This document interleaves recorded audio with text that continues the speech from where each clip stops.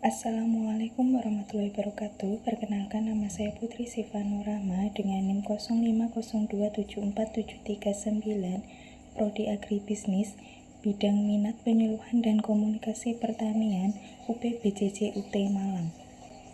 Di sini saya akan menjawab pertanyaan dari tugas 3. Pertanyaan yang pertama, mengapa tujuan komunikasi yang jelas merupakan hal yang penting?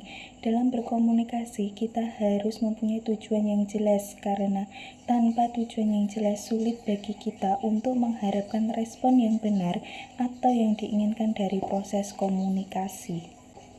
Selanjutnya, pertanyaan yang kedua, kategori adopter mana yang membutuhkan perhatian dari penyuluh? Jelaskan alasannya. Kategori adopter terdiri dari 5 golongan, yaitu pelapor, penarap dini, penarap awal, penarap akhir, dan penolak. Dari kelima kategori adopter tersebut, yang perlu diperhatikan oleh para penyuluh adalah golongan kedua atau penarap dini dan golongan ketiga atau penarap awal. Karena golongan ini sangat aktif dalam kegiatan kemasyarakatan, paling mudah dipengaruhi dan mudah menerima anjuran penyuluh. Kedua golongan ini dapat digunakan untuk membantu penyuluh dalam mempengaruhi golongan penarap awal dan penarap akhir. Dan hal ini didasari beberapa alasan, yaitu golongan penarap dini mempunyai pengikut yang banyak di daerahnya dan dianggap sebagai contoh atau teladan. Kalau mereka sudah dapat dibina menjadi pembantu penyuluhan sebagai kontak tani misalnya, maka peranan mereka dalam usaha memasukkan teknologi baru akan besar sekali. Golongan penarap awal harus mendapat perhatian dari para penyuluh karena kedudukannya dalam masyarakat. Yang perlu diusahakan adalah agar masa proses adopsi pada golongan ketiga ini jangan terlampau lama.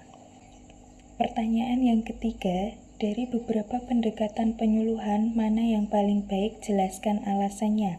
Dari beberapa jenis pendekatan penyuluhan pertanian yang telah dikembangkan yaitu 1. Pendekatan konvensional, 2. Pendekatan latihan dan kunjungan atau LAKU, 3. Pendekatan perguruan tinggi, 4. Pendekatan komoditas dan sistem terpadu, 5. Pendekatan pembangunan pertanian terpadu, 6. Pendekatan pembangunan desa terpadu, 7. Pendekatan otonomi daerah atau pendekatan partisipatif. Masing-masing jenis pendekatan penyuluhan tersebut dalam pelaksanaannya mempunyai kelebihan dan kekurangan. Namun demikian, jenis pendekatan penyuluhan yang dipilih harus memperhatikan kebutuhan masyarakat serta disesuaikan dengan arah perkembangan penyuluhan saat ini. Pendekatan penyuluhan yang paling baik bisa jadi pendekatan konvensional, karena tujuan utama dari kegiatan penyuluhan diarahkan untuk meningkatkan produksi pertanian secara massal, baik yang menyangkut tanaman pangan, hasil peternakan, perikanan, maupun peningkatan produk-produk pertanian lainnya, serta tetap memperhatikan upaya peningkatan pendapatan petani dan mutu hidup masyarakat pedesaan.